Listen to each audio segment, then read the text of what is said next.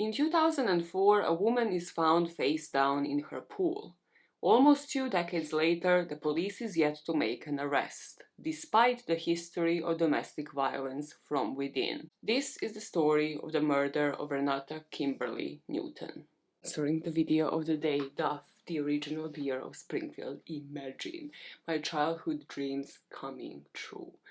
I don't know if you all watch like Simpsons before going to school, right, as children. But what I also relate to my childhood is this beverage that was like, I think it was produced in Germany. And then they stopped production and it was like exported to Serbia. That's why I knew of it. It's called Tut Gut, which Tut Gut means like it does good to you in German, I think. My German is very fucking rusty. And when that stopped, when they stopped producing this drink, it felt like my childhood ended. Like a crucial part of who I was just stopped being. Like, it just stopped being me. You don't understand. Like, because you would feel so grown up drinking this thing. Because I mean, it was definitely not alcoholic. I don't think my parents would have just given me to drink like 4% booze. Just like the equivalent of beer. But it felt like the equivalent of beer when you were a kid and you were just like sipping from this thick ass glass bottle. You're like, yeah, I'm drinking with the adults. That's actually what made me like coffee as well, because mom would call like cocoa coffee, and I genuinely thought like it's a 4-year-old that she was giving me caffeine. Growing up in the Balkans. Anyways, where the fuck was I going with that? I don't know, I need more clothes that are not grey, but hey, at least this shirt has a Duff logo on it. For this mic check, I wanted to start it off on a grim note, but then I just can't because the whole videos are very grim. The stories that I cover on this channel are very grim. They're usually true crime cases, and they're not nice stories. It's people doing the most evil shit to one another. But I wanted to start it off by mentioning a trigger warning. This video is going to contain topics of domestic violence and addiction, and I understand my previous video contains similar topics. It is not intentional, as I'm saying, I do cover true crime cases. They come in wide ranges of mad and disturbing topics. I just wanted to mention it because last time when I did that, when multiple videos in a row kind of surrounded similar topics, you guys did what I would call probably cyber welfare check, where you would report some videos, but as in you aren't reporting content or like copyright or like any other issues there. You were kind of reporting like concerns for my well-being in a way. I don't know why I'm putting it like in inverted commas because it's not in inverted commas, but I don't know what to call it. I don't know what that report is under. So I just wanted to say, A, I'm good. Like, I'm doing good. Like, it's not intentional. The topics that I have chosen for this video and the other one, they're not intentional. They're not based off of like personal experience. I'm doing actually mentally a lot better than I was a few months ago, and like some of these stories, obviously, especially when I do multi-parters, do take a toll because you are talking about very grim things, researching them in depth. So I guess they do take a toll in that light, but also I kind of wanted to say thank you, because you don't have to do that. You don't have to care. Like, you can just consume content, not engage in it in any way, not like, not subscribe, not comment, and definitely not report and have any concerns for my well-being. So I just wanted to say, like, that was sweet. When I got that email, like by YouTube creators or whoever it was, like the YouTube community, I thought that was actually kind of sweet and just kind. And you definitely didn't have to do that. So I just wanted to weirdly start this video off by saying thank you for doing that, or like for having concerns and doing that for like other people who maybe do have issues, and that's why they speak about like certain topics more than the others. And maybe that kind of comment or like that email from YouTube for them will be the trigger to seek help and to find help. Just wanted to say that was nice. And now let us get into the grim story that I have for you today. Detective unit, I almost cried there. Almost cried during that mic check. Do you know where else I almost cried? I actually definitely cried like about 500 times. I'm sorry, this was a horrible segue. Like, this is why I'm not a stand-up. Like, imagine, I couldn't segue to save my life. I could not just, like, transfer from one topic to the other seamlessly to, like, with the gun pointed to my head. No, it would just never fucking flow. You know where else I definitely cried so many times? It was yesterday. I went to my very first lesbian wedding, and it was so good. It was like history made, and you saw it for like in front of your own eyes. You witnessed it. You were present while history was made. I don't know. For me, that was just number one event this year. I told them like this is the happiest day of my life. Like just not to take away from what's going on here and how brilliant this is for you. This is the happiest day of my own life. So I definitely cried a lot there. What it also meant, however, is that this this week, I definitely did not have the time for like another multi-parter, another deep dive. However, I really wanted to tell this story, and how it came about is by me researching the story of Anna Marie Rintala last time, right? So when I researched that story, I watched a Deadline episode, I believe. I called it Dateline, which is a completely different show. Very, very silly cunt of me there. Different show, different host, different structure, completely fucking different channel. Everything was different, okay? Dateline is not Deadline. Deadline was hosted by Tamron Hall. And Tamron Hall had a sister that had been murdered in 2004. So, like, when I just, did the basic Google searches on Tamron Hall, this story popped up. I don't know does anybody else do this, but like I have a compulsion, like I could not live without searching a host when I watch a show, or like searching all of the cast and the crew members when I watch like a TV series. Same applies to movies. I have to know who they are. I have to put like face to the name. I have to know what their life story is. It's weird. I know that not everybody does this, but that is how this story came about. Tamron's sister's case still remains unsolved, and that spiked my interest, and I really wanted to dig more. There is not much information on this case, that said, which in itself should be a topic of conversation. But the challenge I faced researching this topic made me think of so many broader issues that we are about to speak on. And to do so, we have to start from the few details that we have here. When it comes to the background, Renate was born on 5th of September 1955. She was born in the area of Germany that is called Baden-Württemberg, and it's like the southwest of the country bordering France and Switzerland. Tamron and her would share the same dad. He was called Clarence Newton Sr., and Renate would be his daughter from previous relationship. From what I have seen, I don't think that this man had been married before marrying Tamron's mom. So like Renate would be probably his daughter from just like the previous relationship that he had had. We actually don't know if Clarence ever married Renate's mom or not.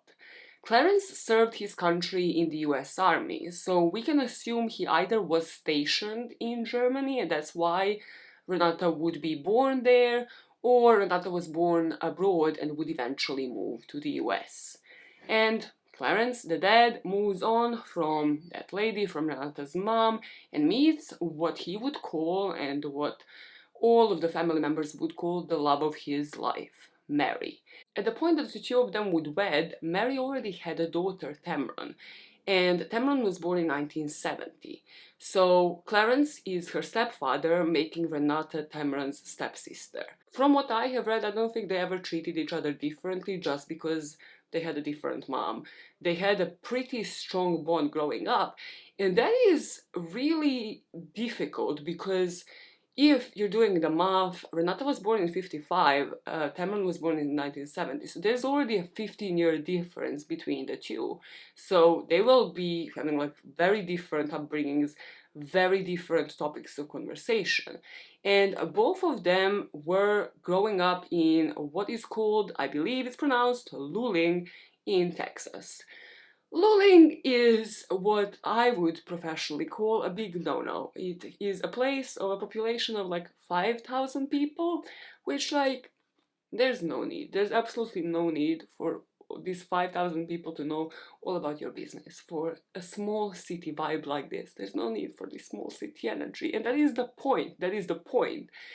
Because I feel like if people know Tamron Hall and like know where she is now, a lot of them just suppose like, oh, she must have been brought up rich. She must have been brought up in this wealthy family. And that couldn't be further from the truth. About her childhood, Tamron would give us an insight of it being as humble as they come. Her mother Mary was an educator and Clarence, the dad, was career military, so he served in the US Army for 3 decades. Tamron, as some of you know, will follow the pathway of broadcast journalism. She studied that as a degree, and then in 1992 she would graduate, after which she moved to the Dallas-Fort Worth area to begin her broadcasting career. Now, she did not come from a rich family, nor did she live in a wealthy area. As I mentioned, it was quite the opposite. Tamron would say that her and her sister's entertainment was a water hose and spraying it at each other running around. They had a really close bond with her dad, and from Tamron's interviews, I believe that was both of them. But Tamron said in particular, like, she was born to a different dad, like Clarence was her stepfather, yet she never really noticed that difference. She never really looked at Renate as her stepsister, and she never looked at this man as like nothing else but her own father. What Clarence would embed in Tamron was a sense of order and discipline, and he encouraged her to become a journalist.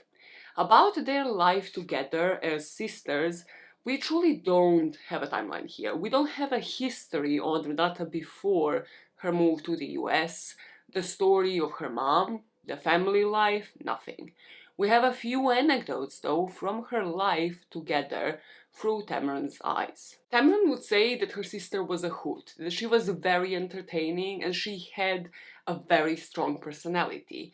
She remembers this anecdote and like calls it one of her fondest memories. When they were still in high school, and Tamron was always kind of like in presenting roles. She was always into public speaking, so she had to present with something like at a high school. And she had much bigger hair than she has now. So she remembers her sister Renata just helping her out prepare for this event, curling her hair and dolling her up like she was her own doll, which I feel like would leave an impression for somebody, because first, like, Tamron was always considered a tomboy in this situation, whereas she always saw her sister as somebody who was a lot more girly, but also with the age difference, you kind of see that person as your mentor, as somebody who is like an older sister, where you go into someone's closet, you steal their clothes, like you use their own skills of like dolling yourself up, like putting makeup, and her making you all like presentable and cute, looking for whatever school event you're very excited for. I have my sister, and you see this beautiful smile, the life of the party.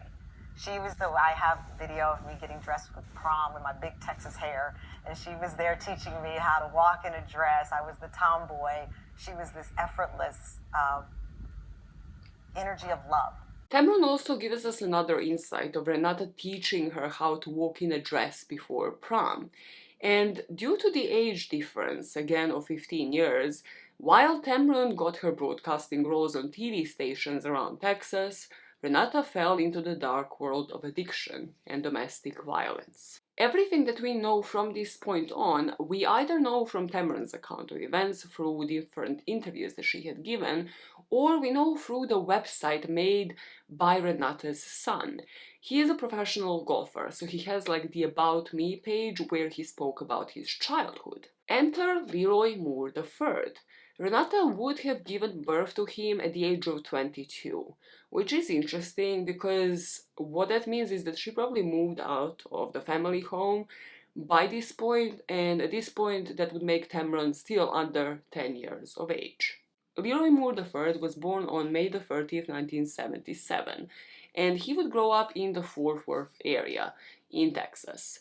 So he was born to Renata, and his dad was called Leroy Moore Sr. He was a successful entrepreneur. Leroy was named after his dad, and it appeared that his father was stuck out of town the day that Renate was giving birth to him, so the doctor asked his brother for the child's name to be placed on the birth certificate. There was some urgency basically to register this birth, and he was asking him, like, what do we name him? What do we name this child?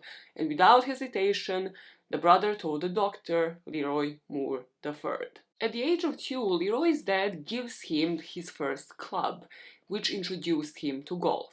I'm not gonna go into Leroy's golf career, but what is important for you to know is that his dad is a different man. So, like, Leroy Sr.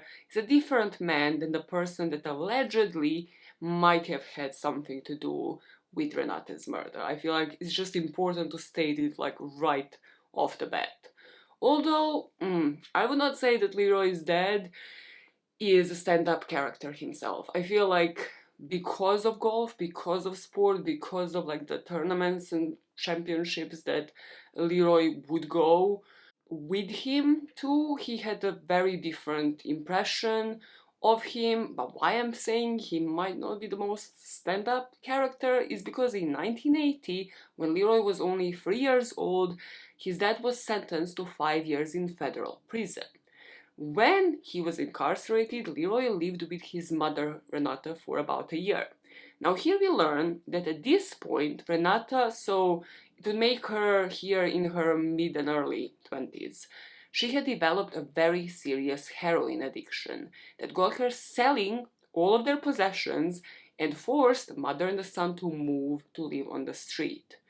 It seemed at this point Renate abandoned Leroy completely, and after a search by the police that lasted almost a year, Leroy was finally found. So, like, family members seem to have organized a search. They found Leroy playing in the front yard of an abandoned house in South Fort Worth by his older brother, Sammy. Renate, Leroy's mom, would later be convicted on drug charges and sentenced to 15 years in state prison. So by all accounts, Renate is spending her late 20s and early 30s behind bars. And this is taken a toll on everyone, especially her small son. Like, he speaks on this website just how, from this point on, after seemingly being reported missing, like, I couldn't find like more information on that, but from the looks of it, Renate just disappeared, which is very, very tragic, but also common among addicts, especially when it comes to heroin. They're looking to sell anything and like abandon all of the family members just to get their hands on any kind of drugs.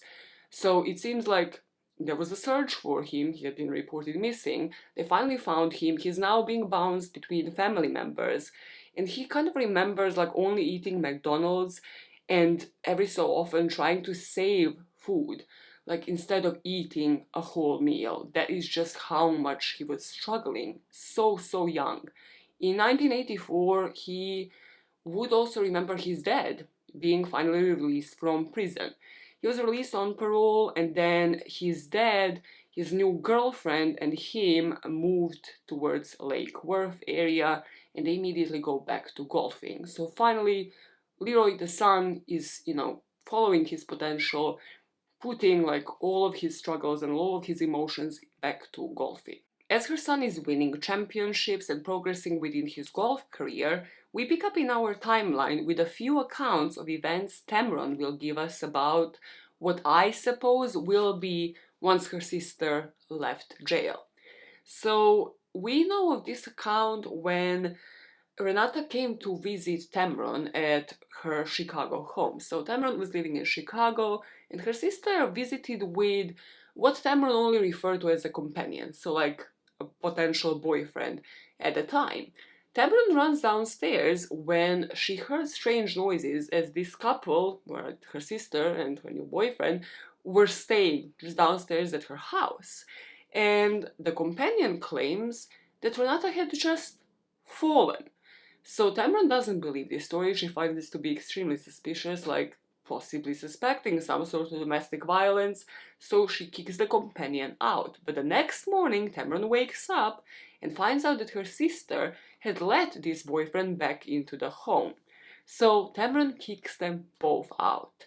She would later write that this incident left them not speaking to each other for months. So the sisters just started not speaking to each other. And even years after Renate's murder, Tamron says that it is that incident that remains the source of the guilt that she still feels. And I'm not trying to make an excuse, but I feel like you need to understand this next part in particular and Tamron's decision in this moment in time. Because back in the 90s, there would not have been many resources surrounding domestic violence, just understanding of the topic to begin with. And after finding out her sister was going through abuse, what Tamron would tell her is, quote, "What's wrong with you? You're too beautiful, too smart. You can do better." And later she would say that once speaking to domestic abuse survivors and advocates, she realized just how wrong her actions had been, and just these words and how wrong they would have been addressed to somebody going through domestic abuse. As it happens in the cases of domestic violence, the family members end up being cut off because the person is just stuck in the cycle of being abused, and they're often isolated and feel like they can't really rely on the loved ones. So I looked into what the professionals and the advocates actually say that you should do. How do you address this in, I don't want to say a better way, but more compassionate way and more correct way, let's say, from how people used to do it in the 80s, in the 90s, when these resources weren't available. And according to the organization called Wings, that was established in 85 with the purpose of helping out domestic abuse victims, they emphasize the impact of asking why the individual doesn't simply leave. Instead of just being oh, why don't you leave? They're a piece of shit. Why don't you just walk out? Instead of that, it's crucial to provide them with reminders of the available support options, actual official websites, official support numbers, etc. Tell them that they have the right to feel safe and assure them that they are not the ones to blame. These alternatives are said to be far more effective in helping individuals facing domestic abuse, rather than just seemingly blurting out attacks or just asking them, well, why don't you leave? Because this wouldn't have been me, right? This could not be me. I would have left. Why don't you? Because that just puts the blame and doesn't really offer any actionable steps. One of the many reasons, and interestingly not spoken about in many cases, of why people don't leave is having a pet in common. I feel we often actually speak about well, people don't leave when they have kids with this person because what if they win in a custody battle and they never see their children? However, we don't often speak about the animals. And Renate actually had a dog that was completely and utterly devoted to her. She was all in for this dog. Her dog's name was Mini Me, which is so fucking cute and on point. I feel it speaks so much to this person that the dog was named Mini Me.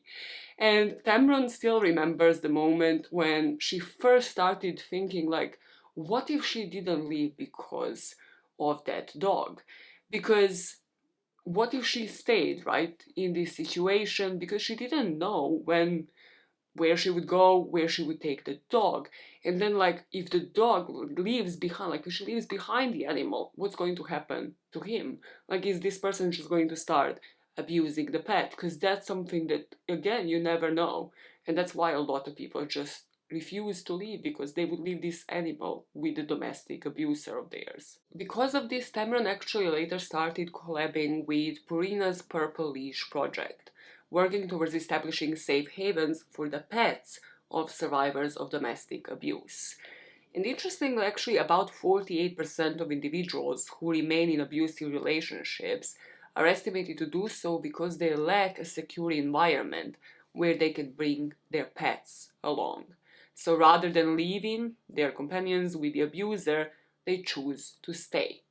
This might have been one of many reasons for Renate not leaving the abuser, but at the time, her and her sister would also stop speaking. So Tamron later struggled to overcome feelings of guilt after she witnessed her sister being abused by a man, and once cutting off contact with Renate after she decided to stay with him. She said, "We never fully reconnected. I think she thought some part of me still judged her." That brings us to the 1980s. From the brief look at Renate's obituary, it looks like this is when she married. And then in early 2000s, she will be married to a different man. Her son Leroy moved to Arlington and suffered his own tragedy when his fiancée died in 2001 after being struck by a drunk driver. Leroy, will reconnect with his mom at this point, and this brings us to the summer of 2004.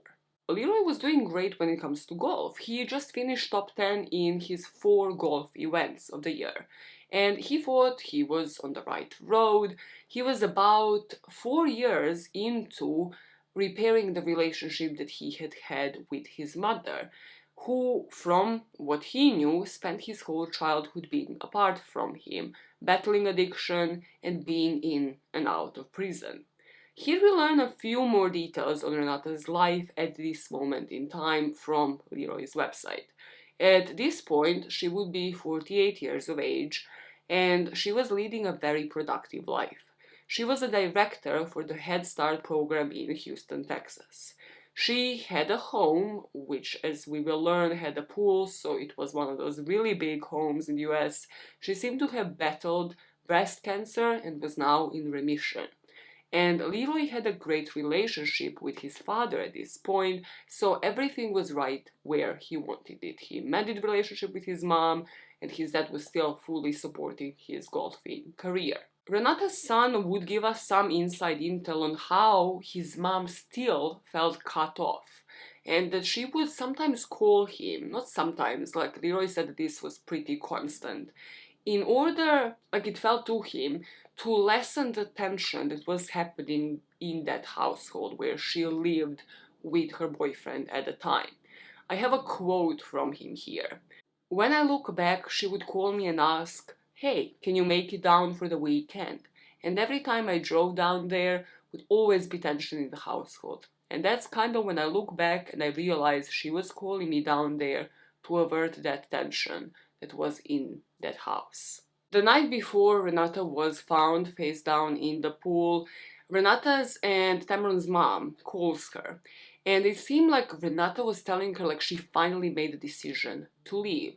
She finally realized this person is not the person for her and that he is the one holding her back. And in fact, the last night my mother spoke with my sister, she called my mother and said, "Listen, this relationship isn't working. I'm going to venture out on my own. I think he's holding me back. There are things that I want in life, that I see in life, that he doesn't share. He's happy, with whatever the situation was with their personal life." And she wanted to break free. And my mother said, "You know what? You have to do what you think is right. You can love someone, but that person not be the person for you." My parents were not the type that say, you stay there to the end. I mean, my mother, it gave her the advice that she shared. Cutting a domestic abuser off is actually the most dangerous time in this type of situation. It is often spoken about again online when people cover these types of cases, but this is why the advisors actually suggest maintaining secrecy in order to protect yourselves. And I feel like if you are to look into these resources, I would again suggest looking into like the actionable points, because there are obviously agencies, there are resources online, and I feel like the most important thing is finding somebody, finding an advisor who would be professional enough, who would be experienced enough to actually give you these steps for you to prepare the exit strategy if you're ever in this kind of situation, to maintain secrecy, to get a hold of all of your documents, rather than just planning it yourself or relying on somebody who hasn't had that experience before. The next day, Tamron would receive a phone call from her mom, who got a phone call from the partner, who apparently found Renate face down in the pool. My mother called and I said, "Hello," and I heard this scream, this it was unimaginable scream from my mom, and she said, "Call your father, call your father, call your father. Something's happened to Renate." I said, "Okay, Mom." She was on her way to church. And I called my dad, and my dad, ever so, steady, said, baby, he called. This guy called and says that Renate is dead. And I said, what do you mean? He said, I don't know. Can you call for Dad and figure out what's going on? Just, can you call for me? And I called the home. He answered. And I said, what's going on? And he said, well, we're not sure. Renate was found in the pool, dead. And at the other end of the town, Leroy is also getting a phone call. He got a phone call, if I recall, from his uncle. So he gets, again, the same phone call, very limited amount of information.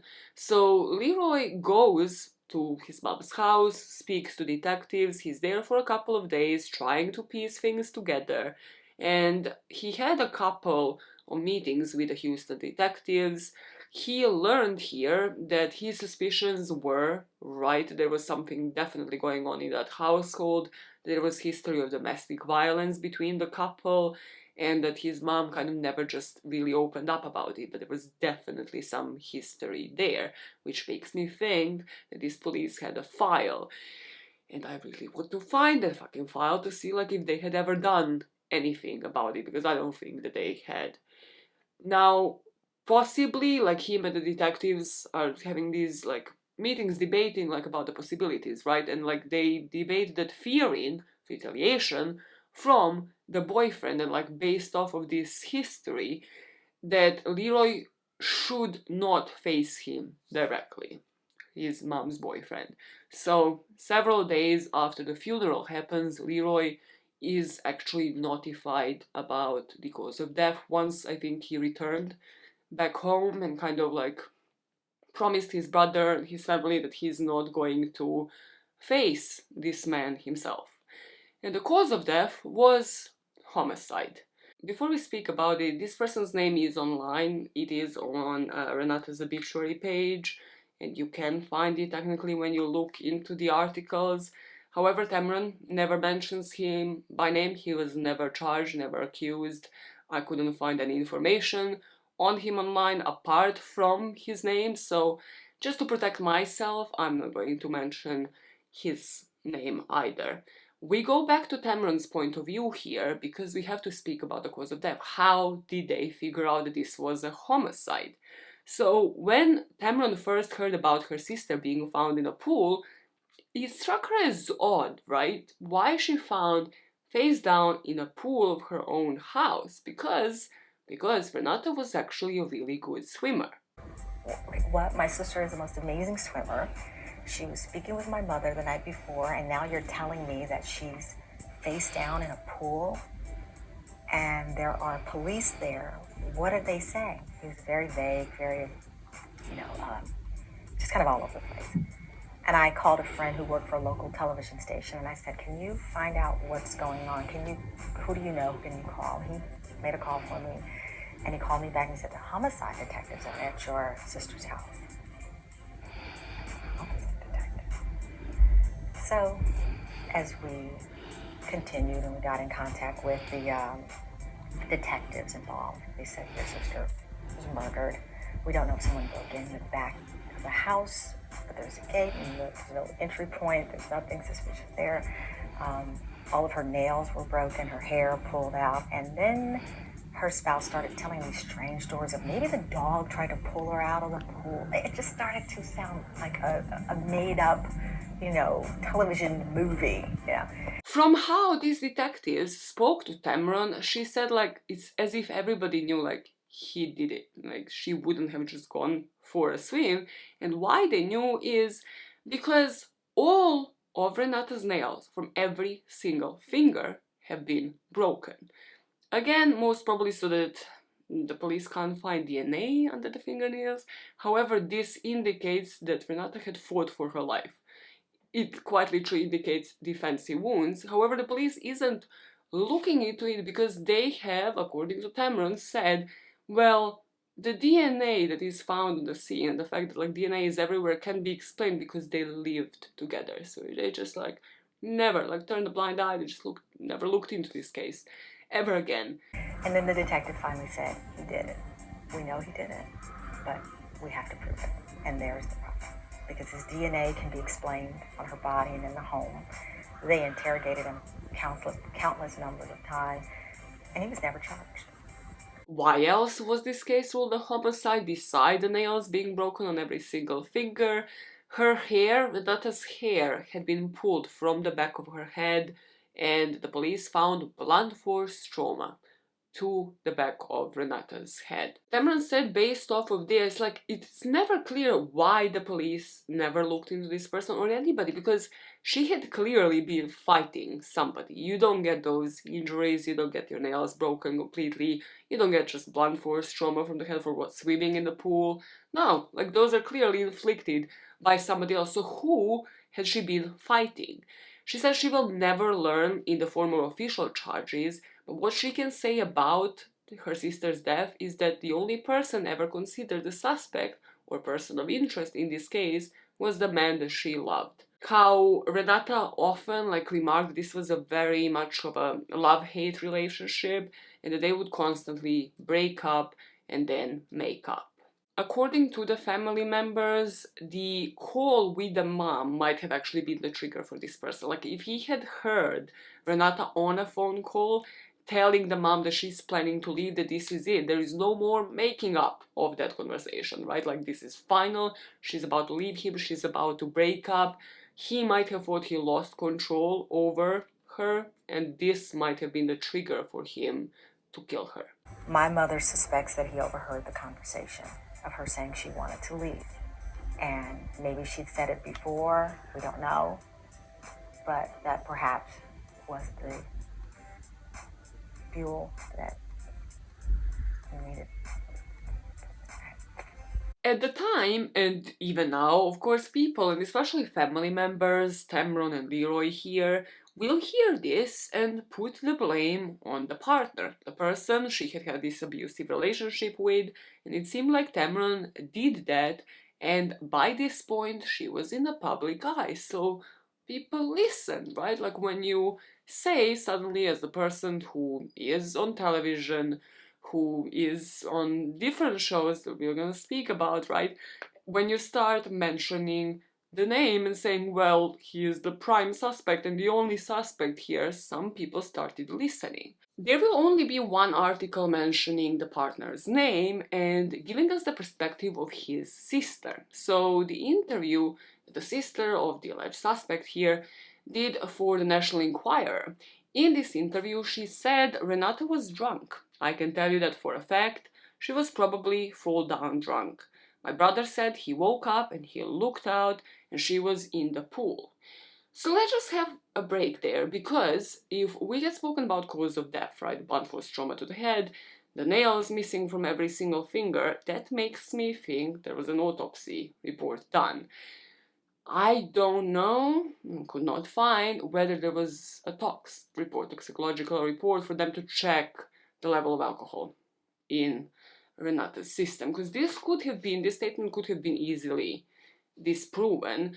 And again, the fact, even if she had any alcohol in her system, it doesn't still immediately eliminate somebody else, because there was blunt force trauma to her. Somebody should have investigated this, is what I am saying. But this particular statement, I was like, this could have been easily disproven if somebody just had a look at a tox report and then should have looked into other avenues. Okay, how did she sustain blunt force trauma to the head? Why were the nails missing from every single one of the fingers? That just doesn't happen here. In this same interview, the sister says, I know Tamron tried to say my brother did it. That's not true, that's what her family likes to say.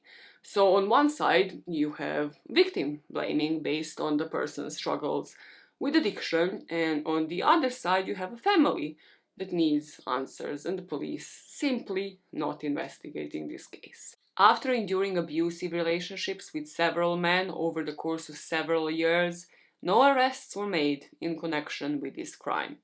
As a result, the case still remains unresolved to this day. And I just wanted to pause here before continuing and telling you where this is today and what has been done in the light of it, to take in the implications of this. Not even having a record online, like a police investigation open. I couldn't find if an anybody is looking into it, like whether it's a cold case that needs reopening and how can we reopen it. There's just no, like the police just had completely given up on this case.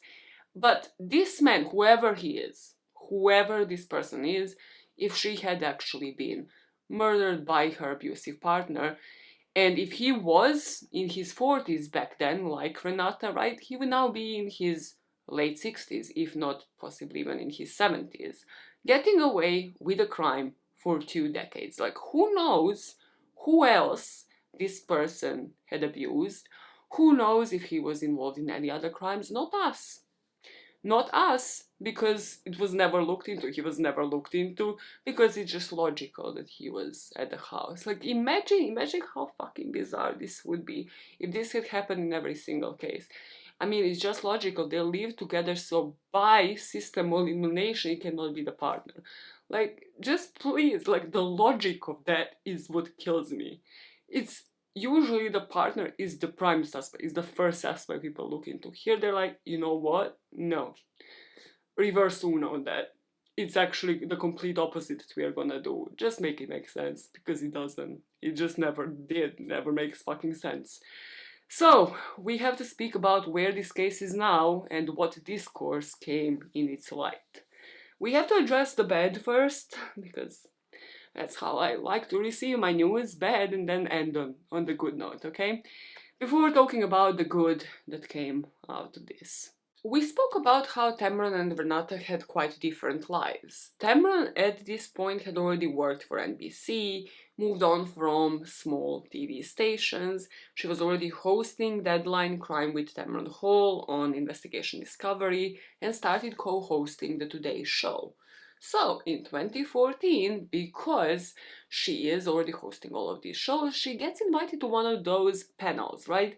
This was a Television Critics Association panel in Pasadena, California, and here the TV critics kind of just ask, like, populate a list of questions that the public wants to know about the people that are giving these interviews. And one such person, a former TV critic at the Philadelphia Inquirer, you bet your ass I'm going to name shame this bitch, Jonathan Storm, asks Tamron Hall how she balances her time among those two jobs for NBC and then also hosts a show called Deadline Crime for ID. A pretty general question, a pretty normal question from this noob, right? Tamron starts responding to the question by saying how the Deadline Crime show was inspired by her experience, having gone through her sister being murdered. She talked, I couldn't find the interview, right? I couldn't find the actual video, but it was said online that she kind of approached this with emotion, with heartfelt and emotional approach, like about guilt over once rejecting her sister for failing to leave her abusive partner. Jonathan Storm interrupts her in the middle of that story and says, that's all very nice, but can you explain the relationship between your job at NBC and your job at Discovery? Basically saying in the most dickish kind of way, go back and answer the question. So Tamron, I don't know how, I don't know what you possess in yourself, like you must be 10 times better of a person than me, because she composes herself and she says, well, let me be clear, to say that it's all just very nice when I don't know if you had a sister found murdered, but I have, so it's not meant to be nice. And then she continues to politely answer the question. Different papers took note of this story immediately because this was wild. Like the Huffington Post wrote the title, Tamron Hall reveals details of sister's murder, gets awful response from a reporter. There was another headline saying Tamron Hall opens up about sister's murder at a TV event and gets a shocking response. Like what this showed, right, beyond the complete lack of empathy and just somebody trying to go through the list of questions and sucking at interviewing people, because you can't just like go through the list of questions and then like when somebody's response leads somewhere else, A, not shows any empathy towards them, and B, also like it shows you're not listening, you just have a list of questions that you want to go through. So beyond that, beyond just how awful this fucking thing is, I think it kind of highlighted for people that they don't know the stats, journalists in particular here, right? they don't know the stats when it comes to domestic violence. This is the estimate nationwide, and these stats are from 2022. On average, 20 people per minute experience physical abuse. So 1 in every 3 women and 1 in every 4 men have experienced some form of physical violence. And domestic violence hotlines receive more than 20,000 calls per day. Now, this man really left that panel, right? Jonathan Storm, never forget the name, always name shame. It's my policy in life. This man did not approach this with empathy, right? But instead, he also felt inclined to give a statement after this. His statement said, I'll just read some of it because it's all atrocious. It's all atrocious, right? Tamron Hall was pre-programmed to tell that story at the session no matter what question was asked, in a calculated and apparently successful effort to garner sympathy and publicity from the TV writers in the room. I have the same feeling for John Walsh, the America's Most Wanted producer who has made a career out of the death of his child. These people are television personalities. They're making a lot of money, and in my view, they're prostituting themselves, making lurid TV shows that demean the memory of their relatives. John Walsh is the father of Adam Walsh, who after his son's disappearance went to host on America's Most Wanted. Yes, but I do believe, I don't know if you agree with me, that this man used John Walsh as an example here to say like, hey, it's not because Tamron is a woman of color, right? Because John Walsh is white. So it's not like just me, like I don't see color. I just see a problem in everybody, like using their family member's name and then helping other families out. That's a problem. That seems like a fucking problem to this man. Like, I want to say I would throw fists, right? I want to say if this were me, I would throw fists, but that is also my privilege, because I feel like why Tamron had to compose herself is because, like, years of her being in this business had learned her how not to be perceived as the angry black woman. She had to sit and take this in and respond graciously in order for her not to possibly lose her job one day. And that is sickening. That is just sickening that somebody can just throw something like this and then their statement afterwards is like, no, actually, they had this pre-program, they had this answer on the ready, and I just wanted a different type of answer. And they're also like helping other families find the justice for the loved ones, and that's like fucked up. That's like really fucked up in my opinion. It just, I don't know. I don't even know what to say anymore. I'm just gonna say like, this is why I'm not doing anything. I did journalism, studied journalism, graduated with journalism. It's just empathy left the room a long time ago, and I'm gonna move on to the good that came out of this, because this is the type of journalism that I don't like to see. Just even from the point, even if you take the empathy out of the equation, just from the point of somebody sticking to the list of questions, like one of the main skills that you have to have is listening skills. You don't have, like, even if you don't care, if you genuinely do not care about this human, just listen to the conversation and take it where this person is taking it. It's like literally number one skill that you have to possess. This is 0 skills that are that are put on show here. 0 skills, and then plus the lack of empathy and plus the lack of somebody being a human. When it comes to the good of this story, in 2016, Tamron sat down with the People magazine and talked about her sister, Renate. For the first time, she spoke in detail about her sister's death, how it came at the end of years of abusive relationships, saying, "No one deserves what happened to my sister. For a long time, I was hesitant about sharing this story.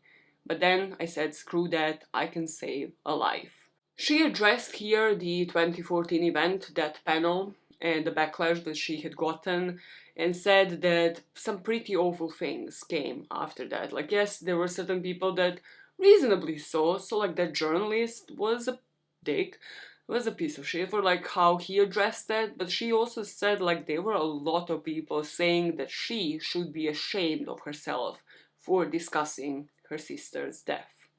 She announced the fund here when she gave this interview, saying that her recognition of the importance of raising awareness for families who have loved ones experiencing abuse made her create Tamron Renate Fund to support Safe Horizon in helping victims and their families. Safe Horizon is the victim assistance organization. They operate a network of programs across New York City communities and different systems, and they work with survivors of all forms of violence, including racism, to move from a place of crisis to a place where they would be confident and know what to do. I looked into it because their website is still live and you can still make a donation. So obviously I didn't just want to put the link to the fund blindly for you to like possibly make any sort of donation and not know like what your money is actually going to. So they exist since 1978, Safe Horizon that is, and they started off as the experimental program within the New York City justice system. They were originally funded to protect and support witnesses who were afraid to testify in court, and their services and reach expanded over the decades. So today they work with more than 250,000 people. And this is exactly what's necessary because it's what we need more of, right? The professionals who are knowledgeable on domestic violence and can advise you what to do, because their contribution can mean a difference between life and death. Following the interview with People magazine in 2016, in 2019, Tamron sat down with Leroy and for the first time spoke about the murder. So the aunt and her nephew spoke about Renate's murder. What do you believe was taken from you? Everything. I mean, she was my mom, so most of all, it's just somebody to communicate with, you know, especially as a young man. Your mom kind of leads you the way on how to treat women and, you know, things, how to handle things and how to be a good presence. And, you know, I kind of lost out my mom, and me and my mom were pretty close, so. After the years of trying to deal with the loss and acceptance of it, I was so proud of you when I talked to you one day on the phone and you said, there's this organization and I want to do something for them. I want to do more than just tell her story. I want to help other people. How did you activate that part of you to say, I will mourn forever, but I can help other people? For me, it was, personally, I had to own my mom's death is what I had to do. I had to realize that there was things I didn't do, and there was decisions that, there was times I didn't say something when I should have. And so I owned that. Once I owned that, I realized the best way to give back is to make sure that nobody else went through what I went through. Both of them explained that they had never before spoken about it publicly, like in sort of like a video format, especially because they felt they were in the wrong for not doing enough to save their sister and their mother from this tragedy. Although the case still remains unsolved, both of them believe that Renate lost her life to domestic violence. We learned from this interview that Leroy had actually dedicated years to seeking answers, to seeking justice. So when Renate was killed, he was still young, but now in 2019, he started working with domestic violence charities in order to help others who found themselves in a similar situation that his mother did back in, well, 90s and then early 2000s. He says that it's challenging because he has to acknowledge that the things he could have done differently at the moments that he failed to speak up. That taking responsibility for his actions allowed him to understand that the most meaningful way to give back is by ensuring that no one else experiences the pain that he had gone through. And one of the things you talked about, because you have a son, is the importance of having men know the role in this. And you saw, when you were doing your volunteer work, I remember you told me you didn't notice a lot of men stepping up. What is your message to men as far as we talk about how to move forward and deal with this openly? Message to man is just own it. I mean, you gotta own the situation you're in and own where you're at, and you know, being quiet's not masculine, and it doesn't make you a man because you don't say anything. it doesn't make you a man because you don't stand up. You know, you got to own it. If you're the one that's committing the violence, you got to own that. You got to stand up and say, I want to do better, or I'm wrong. Just saying I'm wrong sometimes enough to make you realize you got to do work. You know, so that's the whole object, is just own it and do the work to be a better person. He also took this interview as the opportunity to address the gender difference that he had seen through his volunteer work. So Tamron highlights the lack of male volunteers at these organizations, and Leroy definitely agrees. He said, like, eliminating domestic violence and safeguarding children from losing their parents needs support from individuals of all genders and backgrounds. That remaining silent does not define masculinity or manhood. That true strength lies in speaking up and taking action. In this interview, both of them actually address how Tamron and Renate's dad passed away not long after Renate, and Tamron said that her mother believed that the dad died of a broken heart. I know my dad loved me and loved my other siblings. Of course. But there was a special bond he had with my sister. And my mother spent the next few years trying to encourage my dad to have a life and to do things. And just he just never recovered from it. Tamron spoke up saying how this doesn't just affect her family. This affects so many people, your neighbors, your co-workers. This is not something that happens in another neighborhood or to someone else's family. It is in all of our families. In the past decade, nearly 26,000 murders in big American cities have gone without an arrest. Of those, more than 18,600 of the victims, which is almost 3/4, were black. Renate Hall's case remains unsolved for almost 20 years. She has a sister in the public eye speaking up about it, yet nothing is getting done. There are people of color out there without that privilege. Their legacies have been forgotten because of the justice system that sees color and decides to remain dormant. The narrative surrounding domestic violence cases has to change.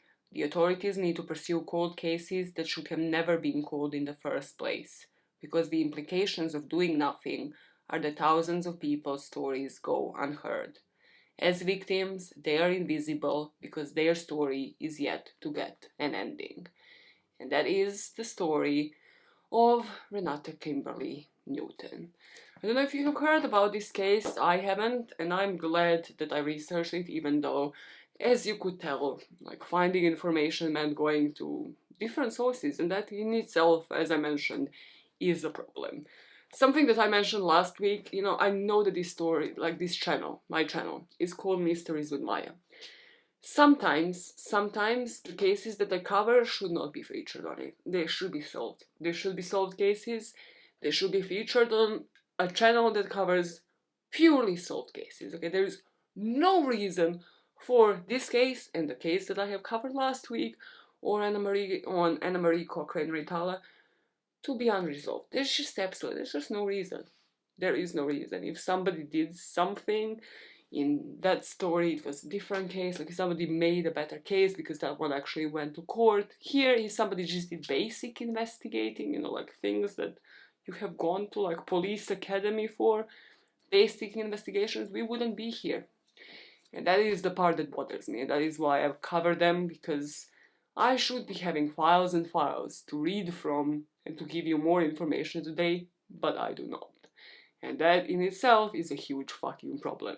Because as you know, I like covering cases in depth.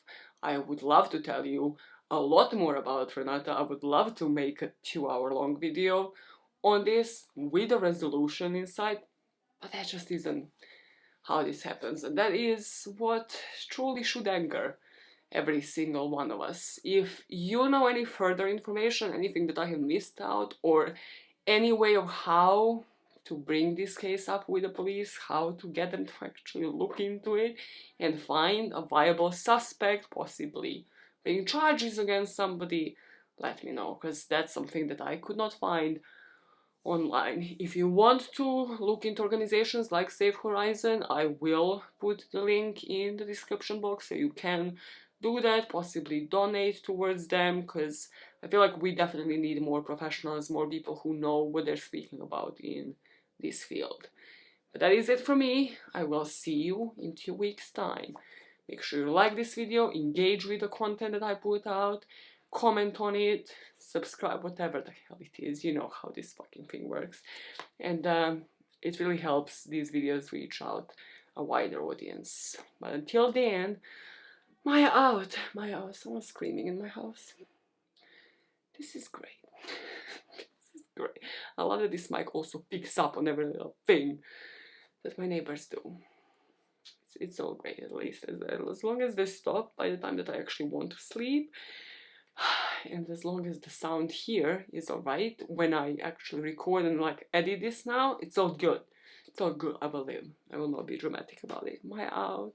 See you in 2 weeks' time. See you in 2 weeks' time, guys. Bye. Bye.